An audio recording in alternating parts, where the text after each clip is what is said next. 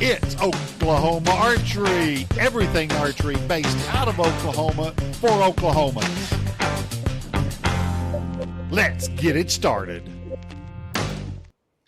Hello, everybody. I am David Bosca, and this is the Oklahoma Archery Podcast.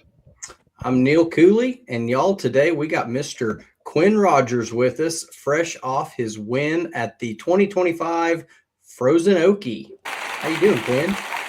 Pretty good, guys. Cool. You had a heck of a weekend shooting a little bit of US Archery. So before we get into the weekend, give everybody just a little bit of a recap. How long have you been shooting competitively, and run us through your setup just a little bit? Yeah, so I would say seriously competitive for a year now. I got with Ryan about this time last year, and I think I went to my first indoor tournament at Okie Land probably first or second week of January last year.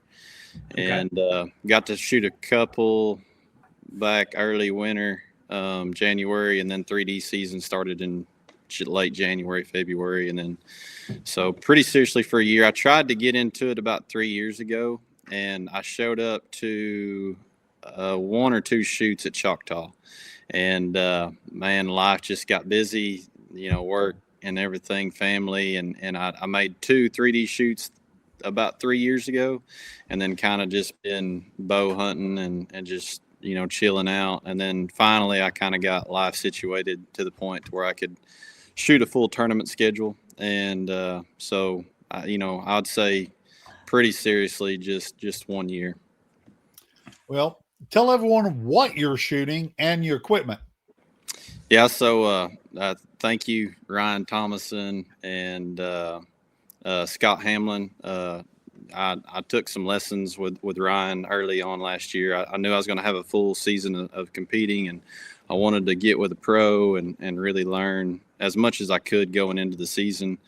And man, Ryan was took me under his wing right off the bat and introduced me to Scott, and they brought me onto the Darton team really after all the spots were spoken for. So I'm really glad that they did that. I hopped on Team Darton probably after the first Pro-Am, I think, which was Foley of last year, and been rocking a Darton ever since. Shot the Exodus last year, shot the Exodus Pro, shot the Sequel 35, and then this year I've been rocking the Tritech 35, which is what I shot this weekend. I shot the Tritech 35. Sights, scopes, go ahead and just run it through for us, man. Tell us everything.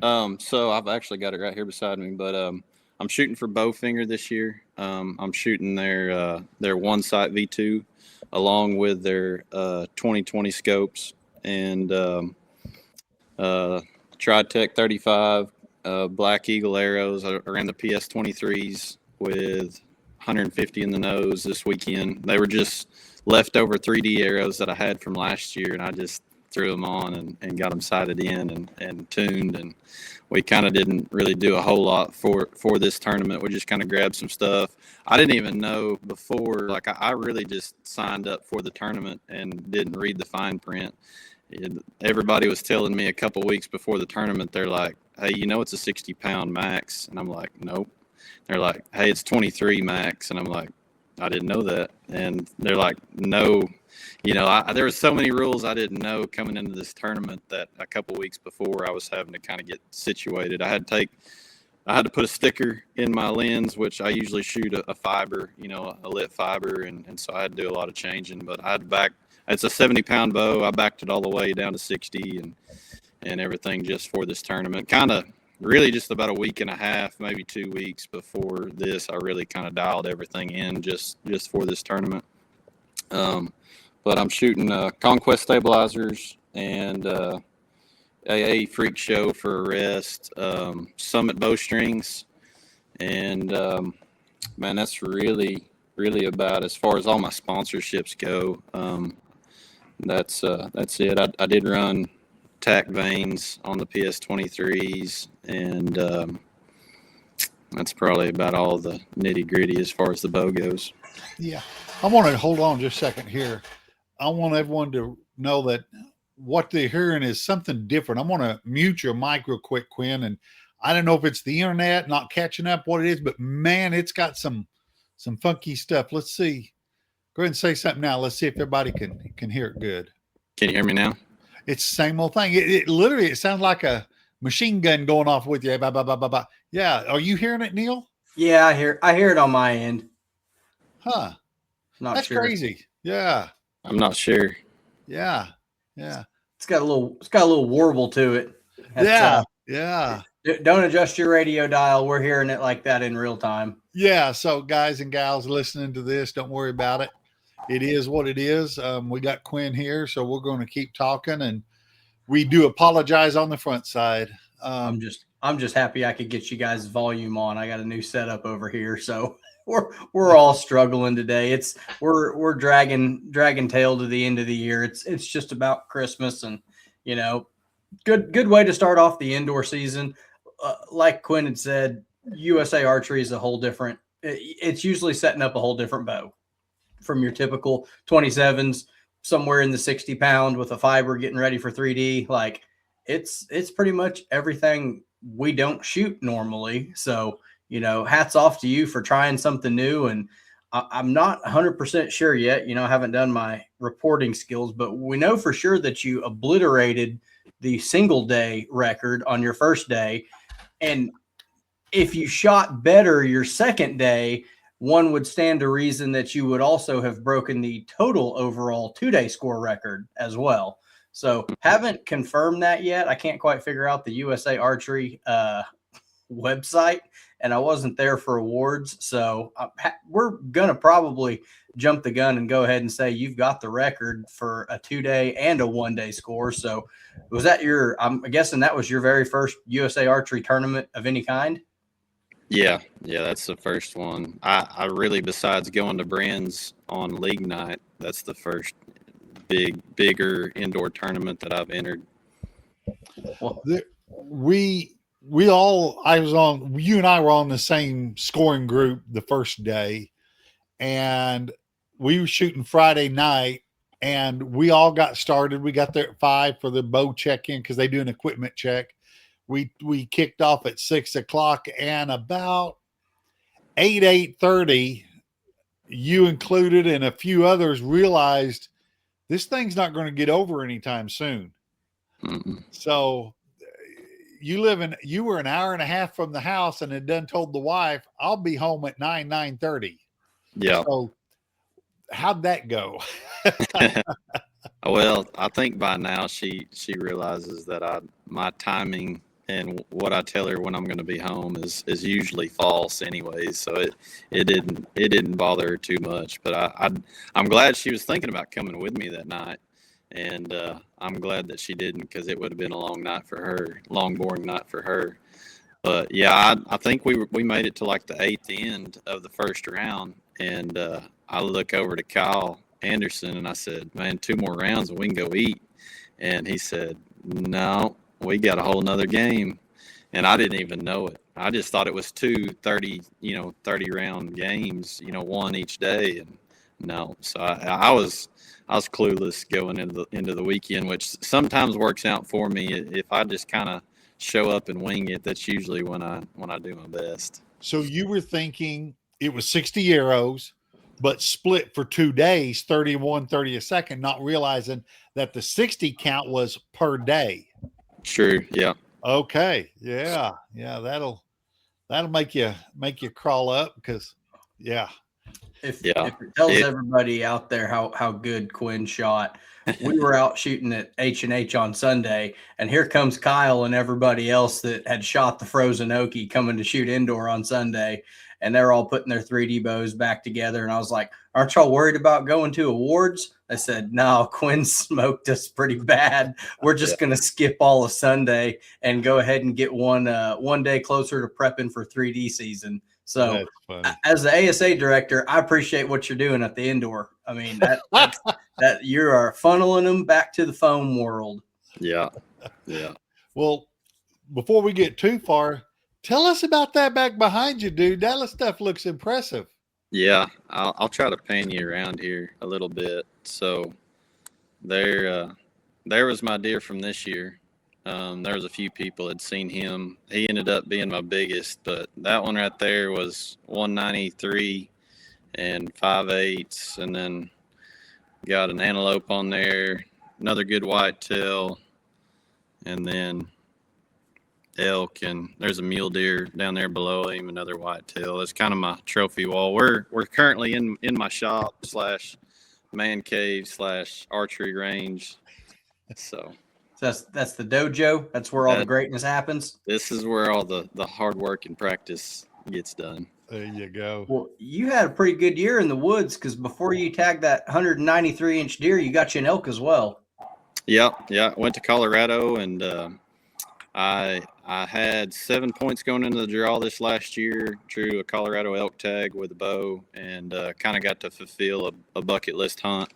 I always wanted to do a kind of a backpack hike in, kill one with a bow, and cut him up on the side of the mountain and drag him back down on my back, and got to do that with some really good buddies that come in clutch. Like when you go elk hunting, it's not a solo deal, or not for me anyways, or most people that I know. And I was fortunate enough that I had 4 other buddies that didn't have a tag. They, just come along for the ride with me and help me out a ton. Wow, that's nice. They just like that environment out there too. Yeah, they're like me. They're ate up with hunting, and I've done the same. So like I went on a few elk hunts with them, where I didn't have a tag, and just along for the ride and helping out. I love being in the mountains. If there was one other place where I could go and live, it would be the mountains somewhere. It's a good place to be, especially if you got help packing one out. Yeah. Me, yeah. I'm hoping my buddies will go just to drag me out, let alone kill something and walk it off the mountain. But that's pretty epic, dude. You had your Sequel 31 rigged up for that, getting as light as possible. You're the only other person I've ever seen besides Joe Rogan that shoots equivalizer on their hunting bow. Yeah. That's I was trying to I was trying to kind of minimize weight, and I do like a long stabilizer, and you need to tote your arrows with you with a quiver. So the quivalizer is nice where it's kind of all in one, and it works out for that. It's not ideal for whitetail hunting around here, but for going out west, it's really cool. Works really good. But yeah, that was a really cool hunt. I had that elk inside of 50 yards for probably 30 minutes before I finally got a shot opportunity on him.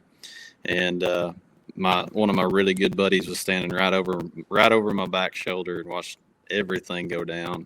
When he really gave us like a 3-second shot window between a gap and some trees at 45 yards and was able to pull it off. And it was really cool. So I was shooting a 31 Sequel ST2 and 70 pounds. I was shooting an X Impact 400. It was just a touch over 400 grains, like 403 with a beast broadhead, and got a full pass through.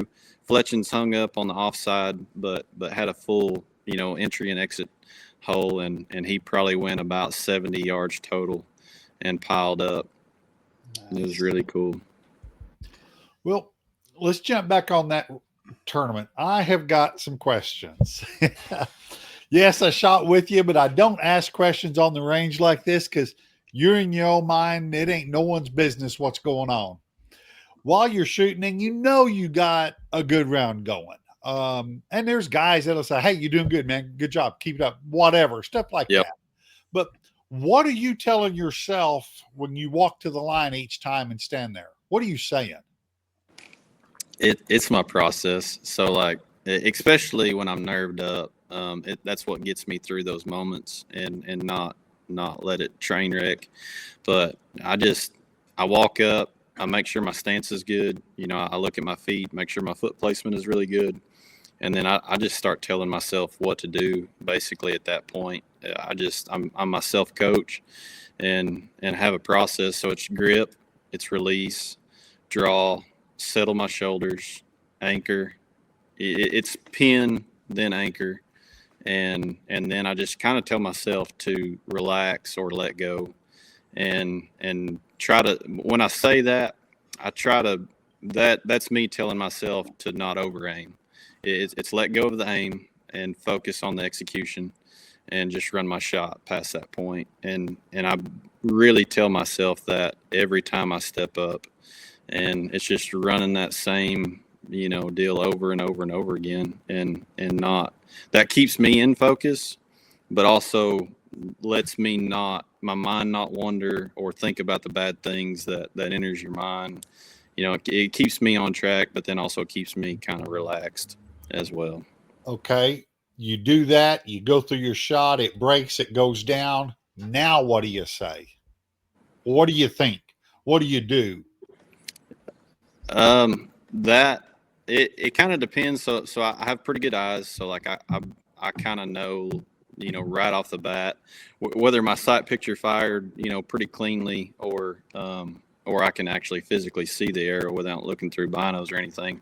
I'll do like a self kind of awareness or recall kind of what happened and checklist. Yeah, hey, that was good. This was bad. Yeah. How did that shot feel? How did it break? Where was my pin when it broke?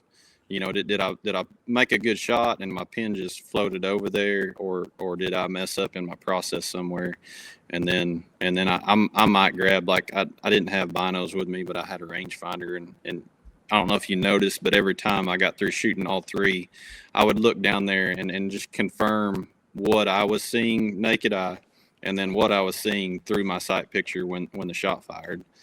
And that's it. And it's just starting that process all over again. I'd shoot one arrow, and then, I'd grab an arrow. My stance is already good, so I don't really say stance or look at my feet past the first arrow, but it's just load the next arrow, grip, release, draw, settle my shoulders, pin, anchor, let go, and it's that repetitively. I'm basically, it's my version of what I do. Yeah, everybody's probably different, but that's just kind of what keeps me, on track and doing the right things, and it's what works for me. So some people don't do good with talking to themselves. Maybe, I don't know. I think that's a good I think everyone has some little something. Absolutely. Yep. And I think that's cool. I was just curious, not knowing you well enough. I mean, I stood right beside you the first day, first whole game and everything, and I was always hoping I didn't hit your target. So, but no. Sometimes that happens shooting a 7 or an 8 power lens, Dave. This setup I've got is going to be the future 3D setup. It's a 6, I think. It's not my big 7 power, 8 power. I shot a 7 all last year and loved it. I actually went up to an 8 for a little while, and I've had some really good indoor rounds with an 8 power lens practicing here at the house, and I like a lot of power, and that was one thing I shot. So I shot a 6X downrange optics lens with I think it was like an 1/8 inch dot for this tournament, and probably will continue as long as I'm shooting indoor, running that setup right there. I didn't notice. What's your release? I didn't even pay attention. It is a stand shoot off 3 finger, and I love it. I've got 2 of them. I've got one for a backup, and man, those stands are just really, really nice. It's the best thing, crispest thumb button that I've ran. So I used to shoot precision rifles a little bit, competed in the PRS, and it's the closest thing to like a high-end rifle trigger that I've ever been around for an archery release. Are you squeezing on it for a surprise shot, or are you command shooting it? It's kind of changed. So the one thing I did coming into this tournament about 4 or 5 days before that I think really helped me was I stiffened up the thumb trigger on that. And so before, and I think it works really good for 3D. And I was talking with Dave a little bit off the line about how I think different ways you fire a trigger might need to change between disciplines. Like what works for 3D might not be the best thing for spots or indoors. And so for 3D, I shot a very light trigger. Like I have very good dexterity and I could get my thumb on it. But if you just thought squeeze, it was going off. Like it was really light. Like I could flick it and make the thumb barrel, execute it. So, Yeah. it was really, really light. But I liked it because I could lay my thumb on it. And then as soon as I seen what I wanted to see, I call it a hybrid command. It's not full finishing the release, but I could kind of just see what I wanted to see, sight pictured, settle down, and then I could just tell myself pressure. And then as soon as I pressure, it was going off. And so that worked really good for 3D. The problem that I was having was under pressure, I would start to get timid on it and freeze up because I knew it didn't take much. And so, under pressure, sight pin's just never settling down. It's just constantly moving. Well, it never gives me a couple of seconds to, finish my trigger off. And so what I did about a week before was I really heavied up my trigger, and I got more dynamic in my shot for shooting Vegas face or spots or whatever you want to call it indoor, to where I'm really having to pull. I set my thumb on it pretty heavy. I'm not scared of applying too much pressure. It's pretty heavy now. And then I'm more just, trying to pull and expand my hand through the release and get it to fire that way. Yeah. Just kind of stare at the middle, trust your pin float, and just be dynamic, pull, and execute that way. I tell you what, to me, awesome is the scores that you turned, or the score that you turned in, and it be 1 year. Man, that is a lot of self-discipline. Very well done. Very well done. And hey, I know you said you took some stuff from Ryan. Great pointers to always get you started and kicked in the right direction. But I tell you what, it still takes that self-discipline. The weeks and weeks before, the week of, and the day of. Man, kudos to you, buddy.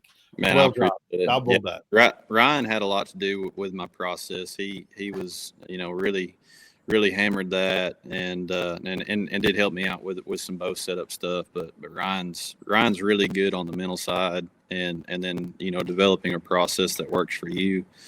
And man, so I didn't shoot a ton. I think I might have went to a handful of Okie Land League nights last winter, but I've continually shot indoors. I'm really fortunate here in my shop. I've got 20 yards that I can shoot inside, and I've got a big bale over in the corner. And so I continued to practice indoor, pretty much all year long. I did have a little bit of a break when 3D season ended and it kind of rolled into hunting season. I took a little bit of a breather from shooting, and but I've continued to shoot indoor rounds basically all year. And I would say I shoot a lot. A normal night is probably 3 games for me. And a slow night would be 1 game, and then I've got anywhere from 5 or 6 in a night. And so I do shoot a lot, which I'm glad I do. It's really helped me, fast track my way, up there. I'm not where I want to be. Obviously, the goal is to go professionally, and I don't think I'm shooting professional level scores at the moment, but that's the goal. That's where I want to be. So, I'd like to get to where I could throw down 328 to 30x games just anytime I wanted to. And, but that's the frustrating thing is I want to be there right now. And I know I'm just a year in, but I'm shooting every night, trying, and it's frustrating. I don't know if I need more time or what. Well, that's what we're trying to figure out right now is how to get to the next step. I think it's time on the line, but I love your whole concept, the process of shooting, and every shot should be a quality shot. If it's 1 game or 3 games, it's every shot should work. And when it's not working, stop, analyze, figure it out, and resume. Yeah. I'm the opposite of Dave. I think you need to put the bow down and go chase some largemouth bass. Pick up the fishing pole, because there's a ton of people out there that would love to be able to shoot a 325x game. And so you're going into the semi-pro division at the ASA. So you're just one level away from competing on that pro level. And man, don't forget to enjoy it, because I mean, you started out K40 last year and just absolutely waxed everyone. So you're moving up to judging, you're moving up to 50 yards. You could go out there and win a pro-am and podium at another one. And I think the way they've structured the money, 2 or 3 podiums and you're gone. So take as much time as you want in that 50-yard class. And when it's like frustrating, it's like I just can't get over 27x games. Just can't do it. Man, go fish. Go fish. Go shoot something that's alive. Steve Wingo always says, "Don't let one's goals get in the way of achieving one's goals," which sounds kind of hippie, but at the same time, you can overthink it and just make it to where you're white knuckling it, and it's like, I just want to shoot a 30x game every day. For sure. Well, so does everybody else. But I now understand Kyle's comment of what he said this weekend, standing there with you. He did state, he says, if you ever learn to judge, he'll be in trouble. Now I get it. You're moving to the 50-yard judging class. Yeah. Kyle, that comment's for you, buddy. Yeah. So a little highlight last year. I shot. So I got with Ryan, and if anybody's been around Ryan Thomason, it is hard to not want to judge if you've been around him very much at all. Like, the guy loves the art, the sport of judging archery, and it rubs off. Like if you hang around with him any at all, you're gonna want to go judge targets, and it rubs off really quick. And so, but I knew, it being my first year stepping into there, I kind of froze up just a little bit. So being my first year in, I didn't want to battle with 2 different things. I just wanted to focus on my shooting. And so I entered the known 40 division and shot that locally, shot that at the pro-ams, and had a lot of success this last year doing that. Shot all the way to the classic. I had 2 6th place finishes. I had a 7th place finish. I had Minden got cut short, so I think they had like 18th on the books, but I didn't get day 2 in.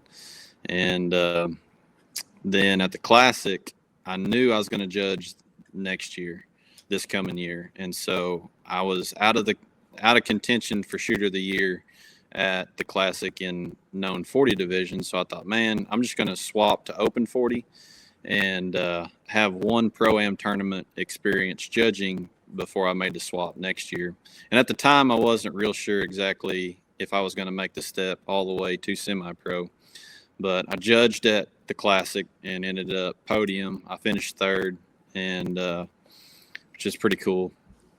Yeah. We knew you could, if you came within 3 or 4 yards on most of them, we knew you were going to do pretty good.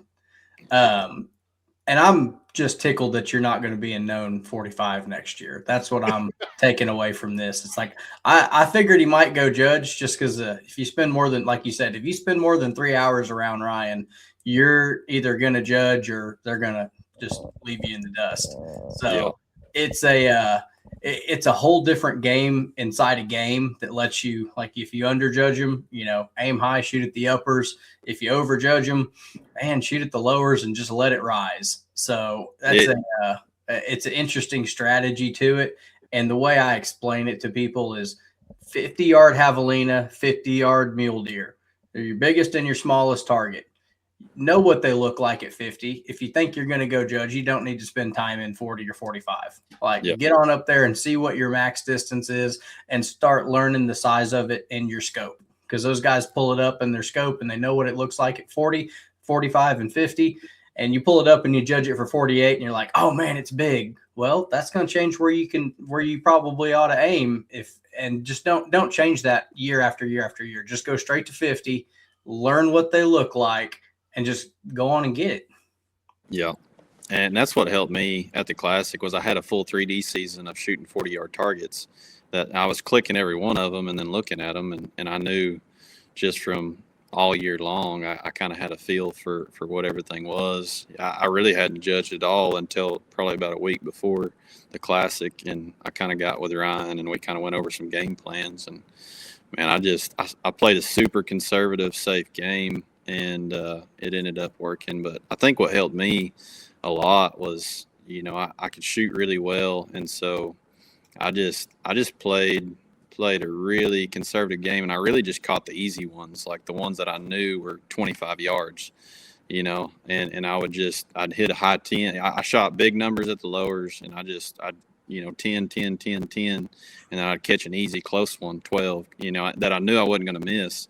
And then, I got 6 up day one. That's what's cool about unknown is you don't have to shoot 26 up both days, to podium. You just gotta shoot up, for the most part.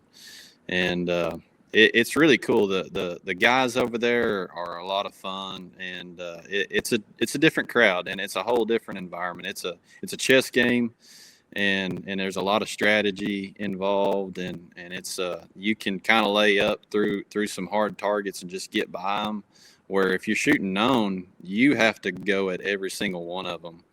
And, especially at the pro-ams and even here, me and Isaiah battled it out all year, and I knew Isaiah, I couldn't let off the gas much at all, or Isaiah would catch me, and we went back and forth. But especially at the pro-ams, man, there's some college kids there that are pros right now that are just shooting their way up through the ranks and can shoot ungodly. I'm talking just never miss one. Like I shot with a kid that missed 2 12s all day long at Minden, and I've seen several of them not be far off that pace. Just maybe miss 4 or 6 in a 20 target round, which is just unreal.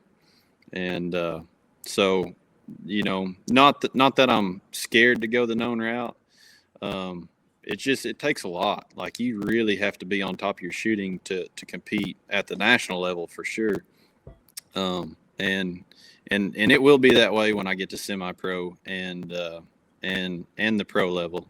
And that's why I've really been focused on my shooting. I know, especially when I go pro, I mean, man, Levi, Dan McCarthy, Chance Bobeff, all those guys are legends, and they can hang with the best of them indoors. They're very high level shots, and so that's why I've really focused on getting myself to a point to where I can shoot high X 300 rounds, because it's a marker. It is, if you can get there, you're there. You're at the top. You're at a pro level shop. So that's kind of why I've focused on that.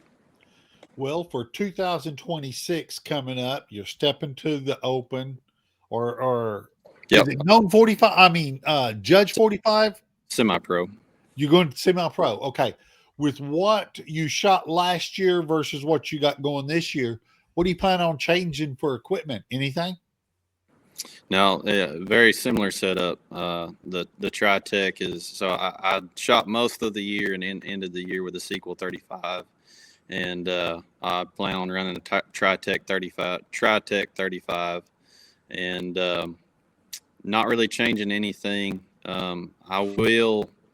I probably shot 280 feet per second last year, and with going to semi-pro, I'll have a little bit more speed that I can bump up to. And I shot 25 PS 25s most last year.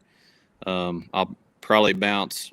I'll play around with the PS 25 or the PS 23 just on weight, try to see what's forgiving at a 50-yard distance, and then what can I get up to speed. With shooting an unknown game, you really need to kind of max out that feet per second. And but other than that, everything's pretty much the same. The only thing I've changed on my setup this year is running bow finger sights, and then I'm tried out a V-bar for the first time on this rig, and I'm really liking the V-bar, the way it's aiming. Well, let's dive into that, because we played with that a couple 3 weeks ago. Going from a single sidebar to your V-bar, let's start with why you even considered it. I was getting some left-right kind of wiggle in the sight picture. in my sight picture. Okay. That I couldn't, I tried a down degree, I tried a shorter rod, and kind of tried a whole bunch of different things and couldn't get just that little bit of left right wiggle out of my sight picture. And that was kind of the next thing to try was a V-bar. And I've went back and forth ever since I've got the V-bar, and every time I put the V-bar on, it seems to tighten that up and then kind of slow everything down overall. What was the length of your single bar? I ran a 30, and then this last weekend, And the back bar? So I started off with a 30, but I'm currently running a 27 and 2 12s out the back. When you had the single bar out back, what was it? Bounced around between a 12 and a 15. Okay, and then you went to 2 12s. Weight, what'd you have on the single? Roughly. So that's changed a lot, but just recently it's been 8 to 9 ounces out the front and 16 to 18 out the back. Okay, now you went to the V's. What kind of weights you running on the 2 12s? I've got most of the weight over on the side. I think I've got 3 ounces. So I'm running 8 and 16. I've learned with me about a 1 to 2 ratio works really good for me. I've tried all over the board. I've tried even. I've tried 1 to 3, 1 to 4, and it just seemed like a 1 to 2 ratio really works for me. So I'm running 8 and 16. I've got 3 ounces on the right bar and 13 ounces on the left bar. Okay, so it's not just me. A few weeks ago when I tried it, I literally shot one in and took them right back off because I was down to 1-2 ounces on that side. And I'm like, if other than the weight of the bar and that extra metal, the V part of it up there, what the heck's that doing? So I just said, well, to me, that ain't worth it. So it wasn't just me because I literally was like, I could just the weight of the bar and 2 ounces. It was like, my God, it's heavy on that side. Yeah. I think the weight of the bar really. I've never weighed one of the bars and knows what it weighs, but yeah, it seems like if I get more weight over on that right side, the bow just wants to tilt the opposite way of what I like. I like some weight into my hand to where I've got something to push against, and so if I get any more on that right side, it just wants to it really just wants to balance completely, which then wants to just not have any bias to it. And so, but I've tried, back and forth, single bar with the same amount of weight, single bar with that 3 ounces back on that weight, and then V bars. And every time I put the V bar back on, it just tightens up and slows down. It balances out. Well, yeah.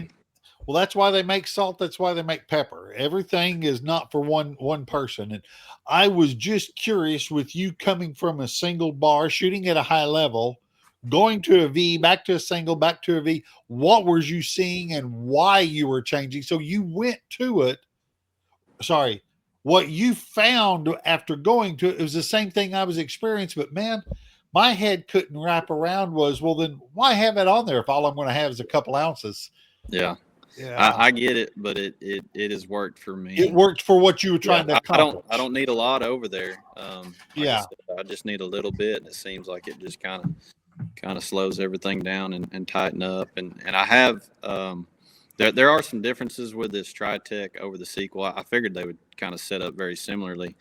I set it up initially just like I did the sequel, and I've learned with this one, for me anyways, it likes to be a little lower in the burger hole. And I tried a straight bar first, and then I went to a down degree and back to a straight bar, and they're very similar.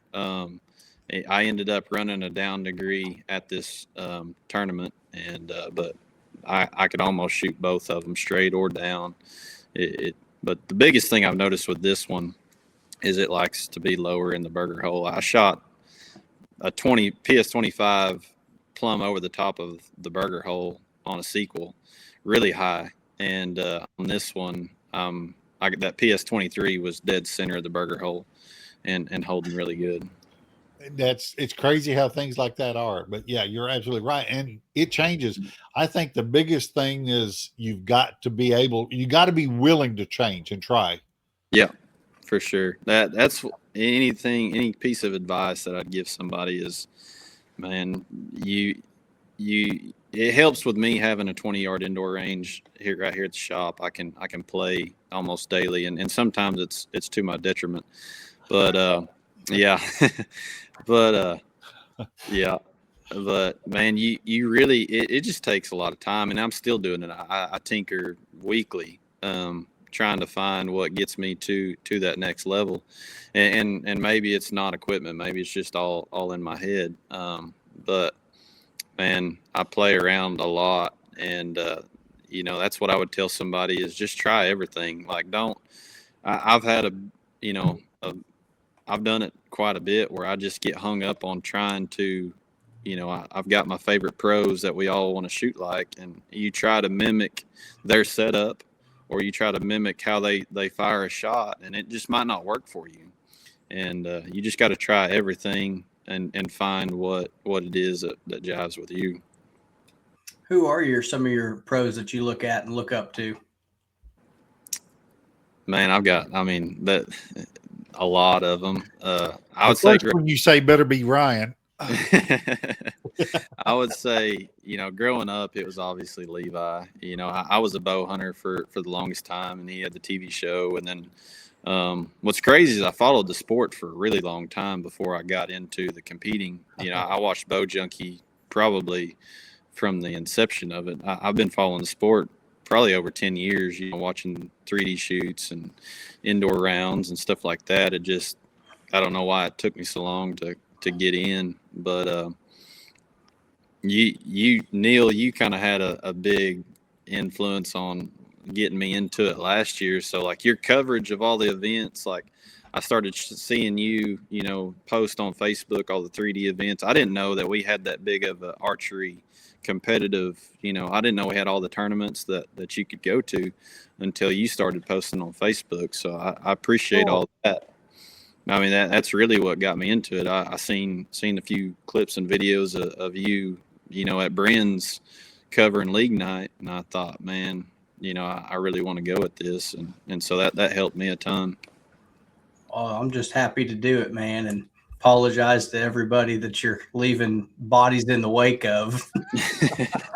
we done woke the beast up. He was perfectly happy sitting in a tree 20 foot up waiting on a deer to come, and now he's got to come take your lunch money and everything. I'll put words in Kyle's mouth. I know he didn't say it, but we'll put words in Kyle's mouth and go, you poked the King Kong. Yeah.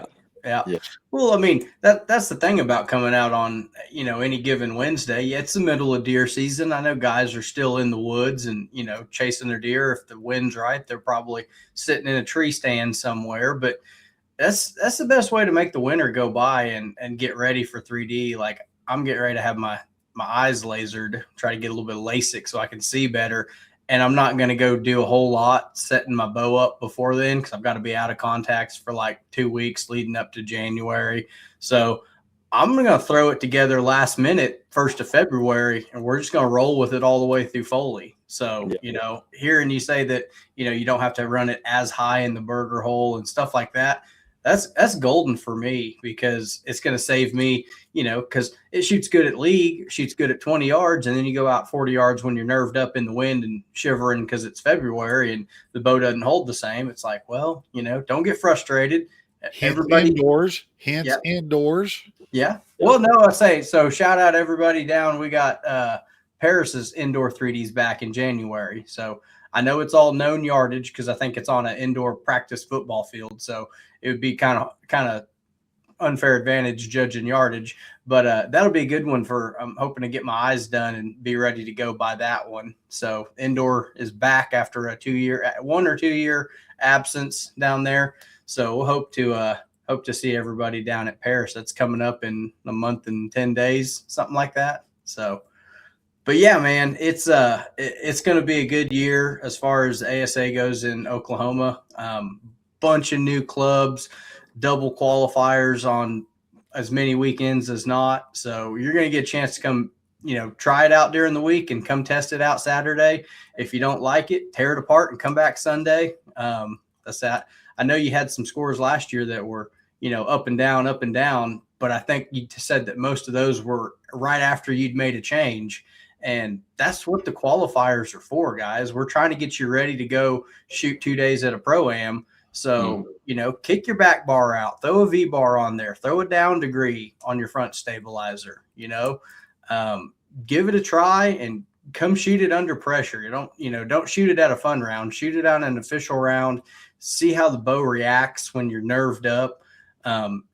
Nobody cares if you shoot 20 up or 20 down. If you shoot 20 up, we're going to give you a pat on the back. If you shoot 20 down, there's going to be 15 people standing there going, "Hey man, you want to try this release?" Or "Here, let's go mess with your stabilizers." Or, "Why are you shooting an 8 power outside?" There's going to be somebody there that's going to, be able to help you.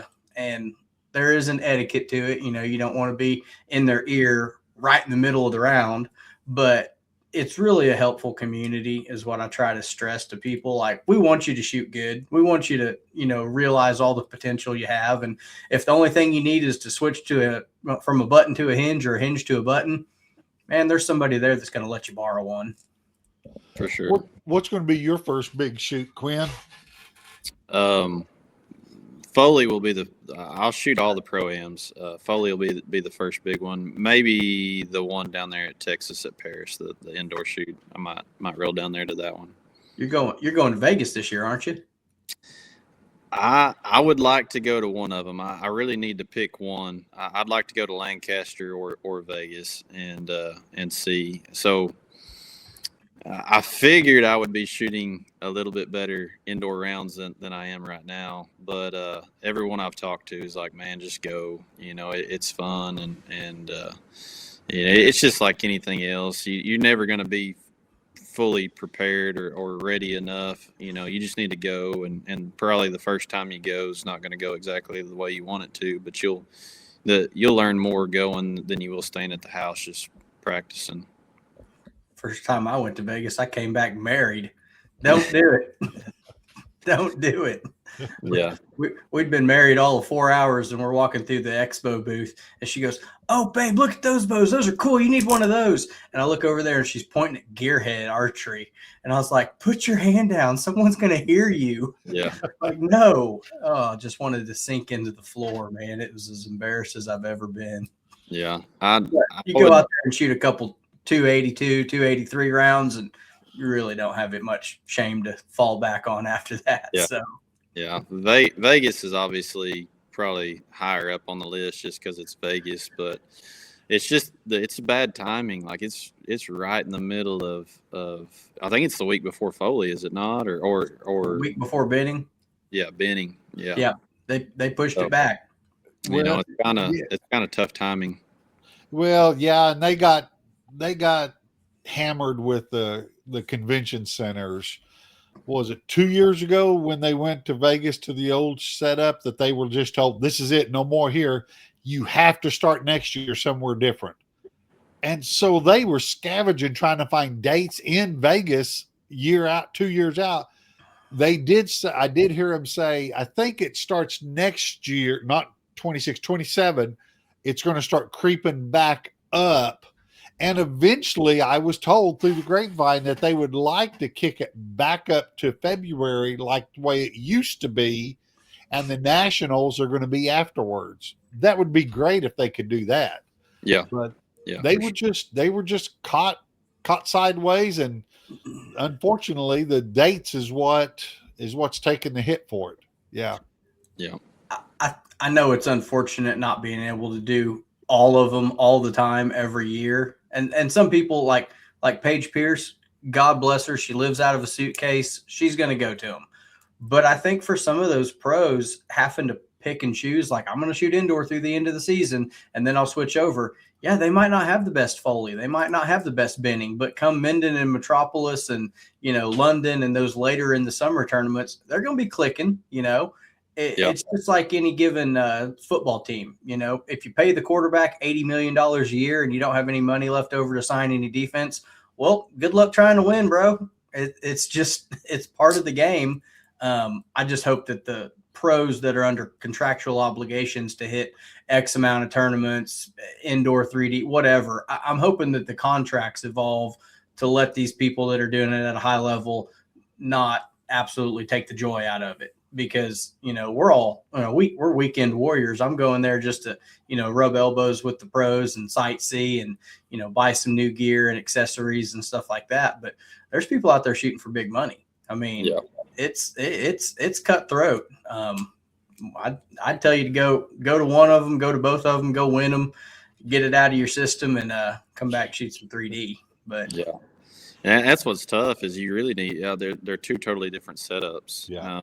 Like I learned, I shot indoor just a little bit last year, and then I transferred outside, and I knew shooting flat-footed on concrete, and I got outside, and my footing was uneven, that my draw length was – it worked for indoors, but as soon as I got outside and got, where my footing's a little bit uneven, I had to shorten up my draw length.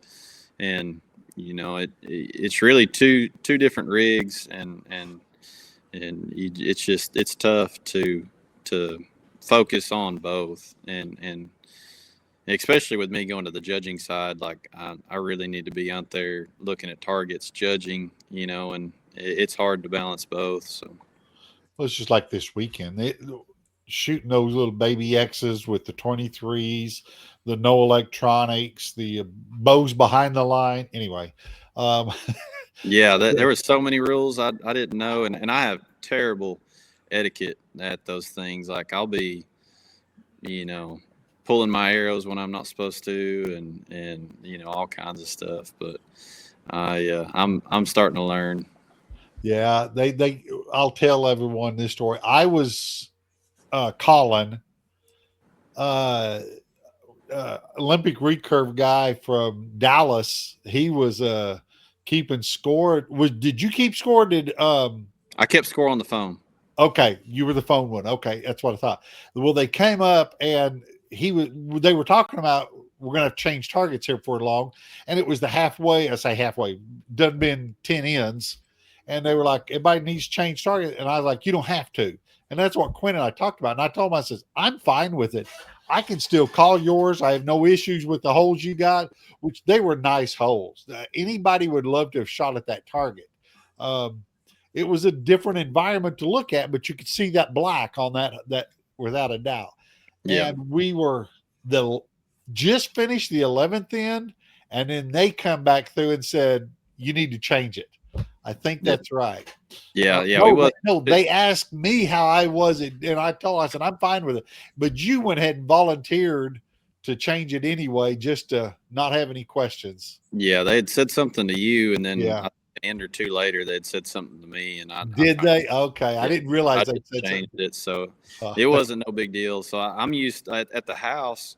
I'll shoot the same face, for a few days before I change it out. So I'm kind of used to aiming, at one shot up, and it's just a little bit more comfortable. And but it wasn't no big deal. I changed it out and kept rolling, and it was fun. Them first two ends when we was on the same bell, man, that's what I wish everybody could feel that especially that second game. So like I shoot pretty nerved up. Like I do. I'm not cold-blooded or anything like that. I get pretty nerved up, and it takes me a few ends, which I'm glad that it ended up being 2 games, which I did not know. But I finally got probably through the fourth or fifth end of the first game and finally started settling down. And then when that second game rolled around, I was calm but still feeling it. And that second game was really cool. It felt good. Shots were feeling good. And man, I think I had 5 ends in a row of straight X's. I could look it back up on the phone, but I had some really good games. And then, like I said, I knew I was shooting good. Everybody's coming up to me, kind of like, "Hey, man, keep going. You're doing good." And then that night we went to dinner, and we're talking about. I didn't even know they kept records or there was a record or anything like that. And we ate dinner, and they're all talking about it. And then we all leave, and then Austin texts us about 5 minutes later after we got through and left, and he said, "Hey man, congrats, you broke the 60 arrow record." And so I'm like, crap, man, I wish you wouldn't have told me that. I didn't even know there was one. And he's like, man, you smoked it. Like you got that 60 arrow record. And then the next day he's like, man, you just need to do what you did yesterday and you'll win and break the 120. And so I didn't quite shoot as good as I did day one on day two. So I shot I guess it was a 593, a 594, and then I shot a 589 and 589. I guess both days. So I shot it'd be a 293, 294, 289, 289, and I didn't quite have the pace that I did day one, but that was kind of in the back of my head. I was like, it's hard not to think those thoughts of like, don't screw it up. People's telling you you're doing good, and there's a record on the line, and there's a tournament on the line, and so that might have had to do something with my day two score. And I was listening to everybody walking in, Isaiah, Dan, everybody's like, you did good yesterday. And I'm like, man, they're all watching this on the computer. And I know that had to be, you're like, oh my gosh. I know they had, just to keep it up, I seen your scores, you're doing good. That plays into your head. That does. For sure. Those are, yeah. It's hard to not think those thoughts. I don't know right. what anybody says, like I can't block them out, or I haven't got to the point to where I can block them out. That they enter my head, but that's when my process, like when I step up to the line, I fill my head with that process, and that kicks all those negative thoughts of like, don't screw this up. There's a tournament to win, and that's what kind of keeps me on track, which, I kind of knew going in that I needed to shoot, 85 or better.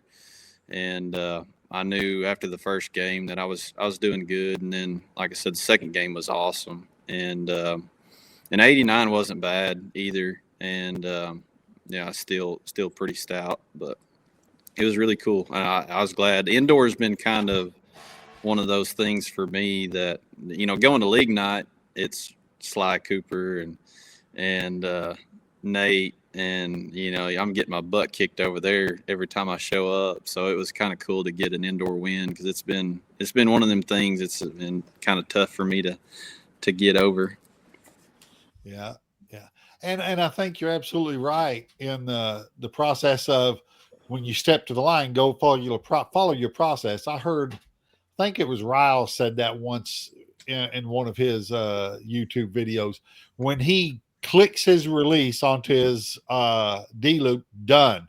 The world, I do this, I do that. And I guess we all do that to a point. Someone will say something after I'm shooting, they're like, oh, I'm sorry, I didn't mean to. What are you talking about? I never even heard you. Yeah. But so I guess we all do that. But you're right. You got to be able to, I don't want to say zone out, but you got to zone in, for lack of better words. Yeah.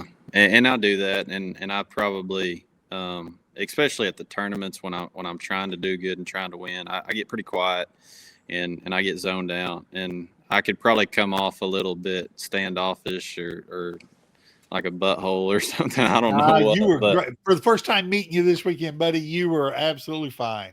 Absolutely. Yeah, but I do. It's just how I focus. I get quiet. I get to kind of in my own space, and that's just how I go about it. It's a good time. You got to realize you're there to compete. And, best thing about indoors, seeing all your buddies and being in one place. 3D, you got 4 of them in your group, and you're all going to leave and turn your cards in and go home, maybe stick around for the team shoot afterwards.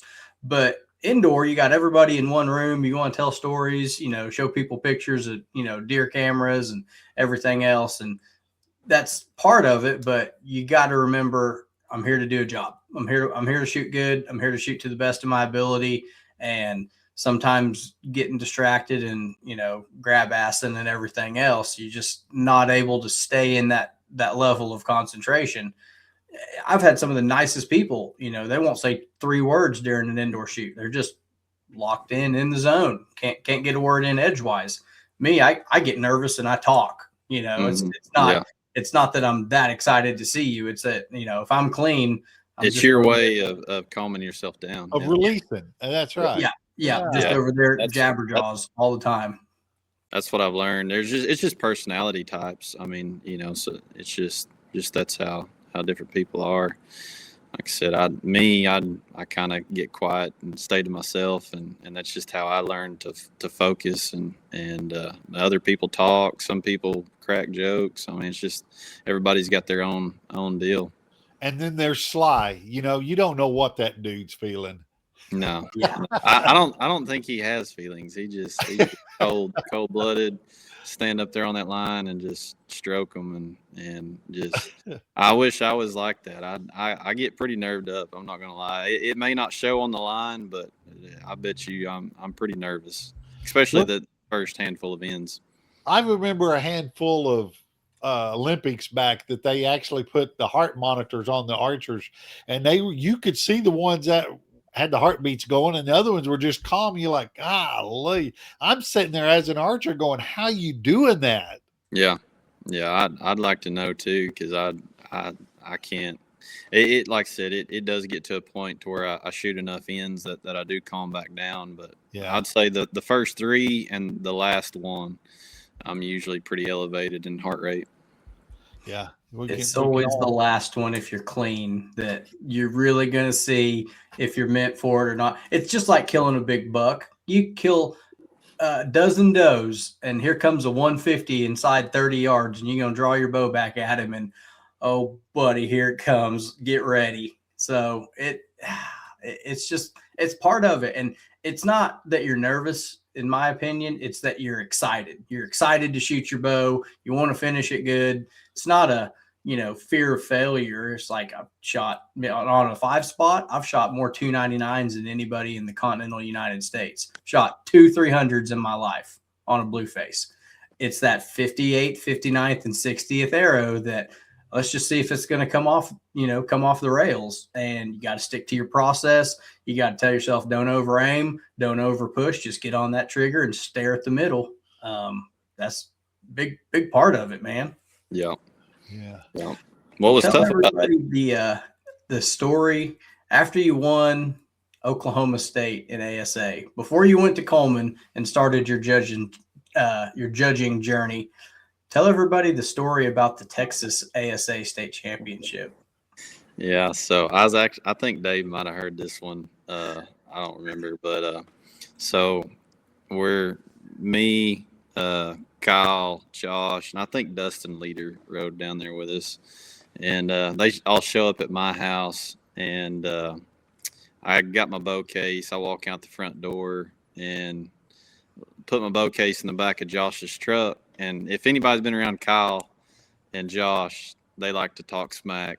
And so immediately, like this is 5 o'clock in the morning, 4:30 in the morning, something like that.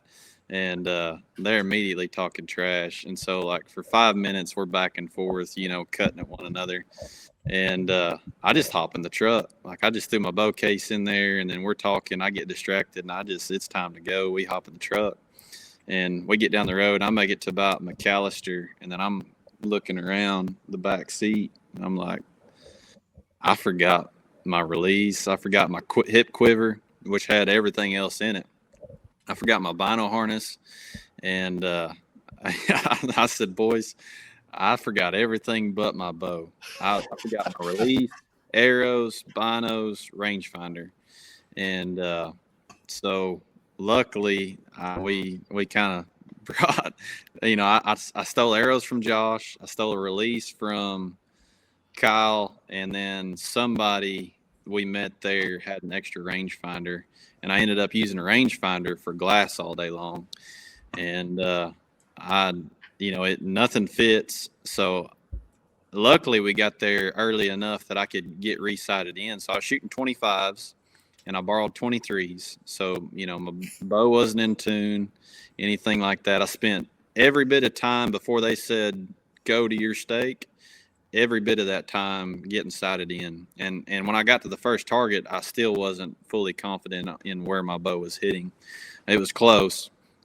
But anyways, I thought, man, I'm just going to aim IBO on this first target, see where it hits, and draw back, aim, and I just donutted the IBO. And I thought, all right, we can work with this. And it was just one of them deals. I had one of them days that, I think we all, when you get something new, you kind of have a honeymoon phase. And that's exactly what happened. I had a new release that I wasn't familiar with. It was a little too heavy for what I like, but I think it worked for me that day. I had to really work to get it to go off. And, man, I just started after I got through the first one and I knew I was sighted in. I just started aiming at them and hit. I think I went on a streak and probably hit like 8 or 10 in a row, and ended up shooting 36 up, and then won the Texas State Championship. That's the biggest thing right there. That's awesome. Yeah, I shot with a really good group of guys. They were all from Texas, the guys that I shot with, and they kind of knew me, and they're like, man, we're glad we got to shoot with you. And I said, well, guys, I said, man, it probably ain't gonna go that good today. I said, I told them the whole story. I said, well, if you're gonna beat me, it's gonna be today, because I ain't got nothing going for me. And they're like, dude, you're sandbagging the crap out of I was us. saying, I guarantee you, they can ask you a question. What tips you got in? I ain't got a clue. yeah. It was funny, but it just worked that day, and it was kind of like this indoor tournament. I mean, I just got there, showed up, and it just worked that day. Dude, that's awesome. So I know you did the same thing at the jackpot about a month ago. You were shooting a borrowed bow from somebody because your new one hadn't come in yet. Made the shoot down, waxed the floor with me, getting drawn in as the lucky dog, had no business being up there. So, I hope all year long, man, I hope you get there with your bow and your arrows and your release. That'd probably be a good place to start for you. Yeah, that's I've got a pretty good checklist now. When I leave the house, I make sure that I've got everything in the truck. Well, dude, we've been on here a little over an hour. You got any sponsors that you want to bring up, talk about them again, and tell everyone where they can follow you at? Yeah, so main sponsor is Darton, Black Eagle, and Conquest. They're the big ones. I'm shooting for Summit Bowstrings, Bowfinger sights, and the BowShack, and trying to think if there's anything else. I think that's it. Man, I just want to say thank you one more time to Ryan Thomason and Scott Hamlin. They've done a lot for me, and appreciate it. Man, if you need a Darton, go hit up Ryan at the BowShack. He gets you fixed up. And man, if you want to follow what I'm doing, I don't post a ton. I try to post a little bit, but it's just Quinn Rogers on Facebook. I think it's _ Quinn T Rogers on Instagram. And I am on TikTok, but don't do a ton. You probably just look up, I don't even remember what it is. It's Quinn Rogers or something like that. Well, all right. Well, get that all squared away, because before you turn pro, they're going to want to look at all that. They're going to scroll back a year and see what you've been doing. I appreciate it. Just building the catalog, man. Well, I hope you have a great year, man. I know you made just about every qualifier last year, so appreciate it from the bottom of my heart. Let's get through the end of indoor season and get back to shooting some foam, man. Let's do it, dude. You bet, Quinn. Thanks a lot, and congratulations. Thank you. It's good shooting with you. Yes, sir.